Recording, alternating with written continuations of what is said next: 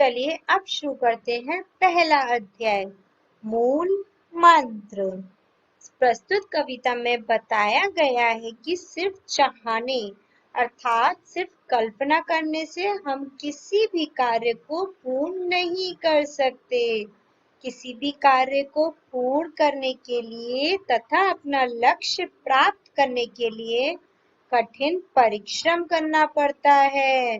उसके बाद ही हम सफलता की प्राप्ति करते हैं। चलिए शुरू करते हैं कविता।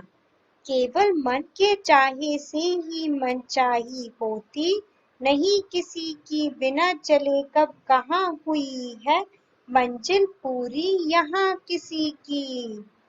पर्वत की चोटी छूने को पर्वत पर चढ़ना पड़ता है, सागर से मोती लाने को गोता खाना ही पड़ता है।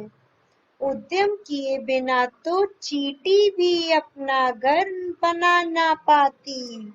उद्यम किए बिना तो लोमड़ी भी अपना शिकार कर ना पाती।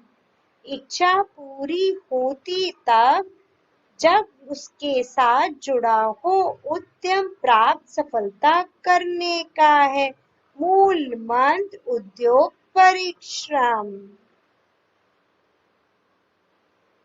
चलिए अब आते हैं शब्दार्थ पर। Word meaning. मंजिल का अर्थ है लक्ष्य, एम। गोता खाने का अर्थ है डुबकी लगाना, डाइव। उद्यम का अर्थ है मेहनत, लेबर। इच्छा का अर्थ है चाह, डिजायर। चलिए अब आते हैं हम अभ्यास कार्य पर। पहला है, इसमें आपको शुद्ध उच्चारण करना है। मनचाही, मंजिल, पर्वत, उद्यम, इच्छा, मूल मंत्र। अब आते हैं दूसरे पर। इसमें आपको सही विकल्प को चुनना है। मन का समानार्थी है हृदय। उद्यम का अर्थ है परिश्रम। सफलता पाने के लिए करना होगा परिश्रम। अब आते हैं तीसरे पर।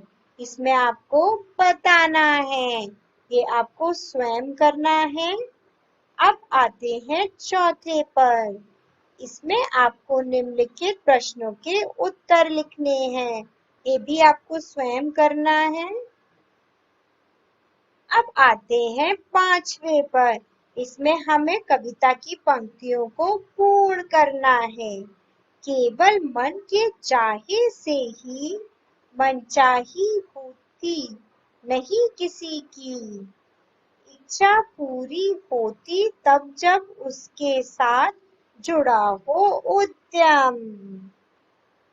अब आते हैं छठे पर। इसमें हमें कुछ पंक्तियां दी गई हैं, उनका हमें आशय स्पष्ट करके लिखना है। तो इसका आशय है, कवि कहता है कि प्रत्येक कार्य करने के लिए कठिन परिश्रम करना पड़ता है। जैसे कि उसने उदाहरण में बताया है कि व्यक्ति को पर्वत चढ़ने के लिए, पर्वत को छूने के लिए पर्वत को चढ़ना ही पड़ता है, तथा अगर किसी को सागर से मोती प्राप्त करने हैं तो सागर में डुबकी लगाकर ही वह मोती प्राप्त कर सकता है। अर्थात कवि निम्नलिखित पंक्तियों से स्पष्ट कहना चाह रहा है कि किसी भी कार्य को करने के लिए परिश्रम करना अनिवार्य है। चलिए अब आते हैं भाषा ज्ञान पर। पहला है, इसमें पढ़िए, समझिए और लिखिए।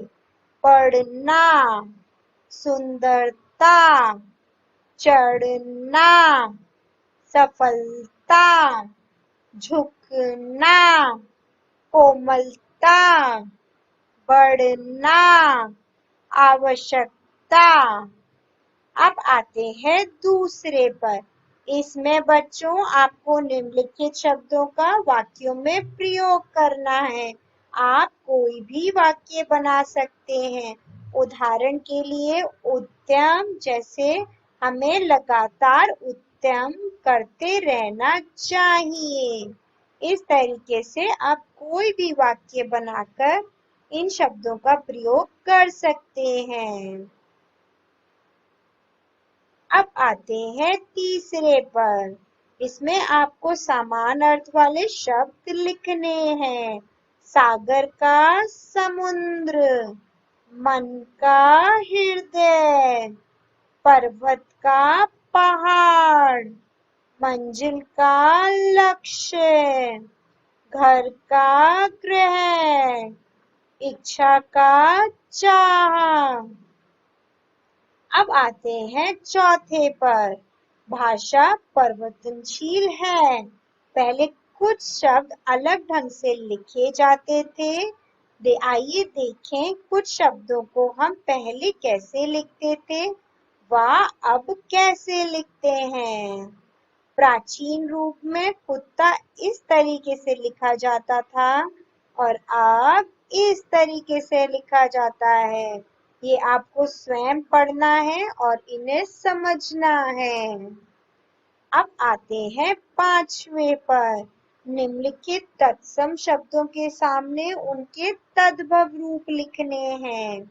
अक्षी का आँख, ग्रह का घर, अग्नि का आग, जीवा का जीभ, ओष्ठ का ओठ, कर्ण का कान, अंगुष्ठ का अंगूठा, नासिका का नाक। अब आते हैं क्रियात्मक कार्य पर। ये आपको स्वयं करने हैं।